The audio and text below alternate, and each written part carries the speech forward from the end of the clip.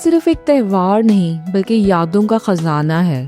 ہر دور کی عید اپنے اندر ایک الگ خوشبو، الگ رنگ اور الگ احساس لیے ہوتی ہے۔ اگر ہم وقت کو پیچھے لے جائیں 1980 اور 1990 کی دہائی میں، تو عید کی خوشیاں کچھ اور ہی ہوا کرتی تھیں۔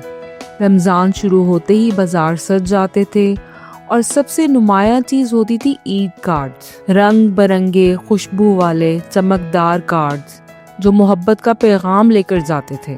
گھر کے بڑے اور بچے ایک ساتھ بیٹھتے، ڈائری کھلتی جس میں رشتہ داروں کے ایڈریس لکھے ہوتے، اور پھر شروع ہوتا ایک خوبصورت سلسلہ عید کارڈ لکھنے کا۔ بچے اپنے کزنز اور دوستوں کے لیے خاص اشعار لکھتے، کبھی مزاحیہ کبھی پیار بھرے۔ ڈبے میں ڈبہ، ڈبے میں کیک، میری سہیلی لاکھوں میں ایک، سوئیاں پکی ہیں ہم نے چکی ہیں، سہیلی تم کیوں اداس ہو تمہارے لیے بھی رکھی ہیں۔ پھر شروع ہوتا انتظار ڈاکیے کا، ہر دن یہی سوال، آج کس کا کارڈ آئے گا؟ اور جب کارڈ آتے تو خوشیاں دیدنی ہوتی، وہ صرف ایک کاغذ نہیں بلکہ محبت کا پیغام ہوتا تھا۔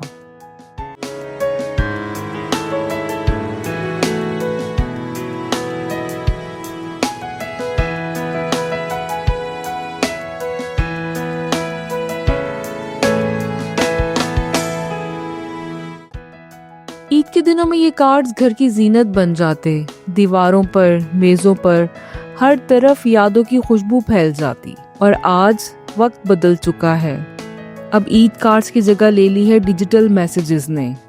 واٹس ایپ، فیس بک اور دیگر ایپس کے ذریعے لمحوں میں پیغام پہنچ جاتا ہے۔ نہ ڈاکیے کا انتظار، نہ وہ ہاتھ سے لکھی تحریر۔ ہر دور کی اپنی خوبصورتی ہوتی ہے۔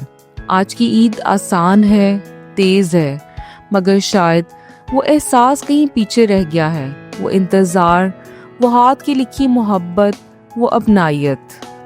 عید آج بھی وہی ہے، خوشیاں بھی وہی ہیں، بس انداز بدل گیا ہے۔ شاید ہمیں چاہیے کہ ہم جدید دور میں بھی اپنی روایت کو زندہ رکھیں، کیونکہ اصل عید دلوں کو جوڑنے کا نام ہے۔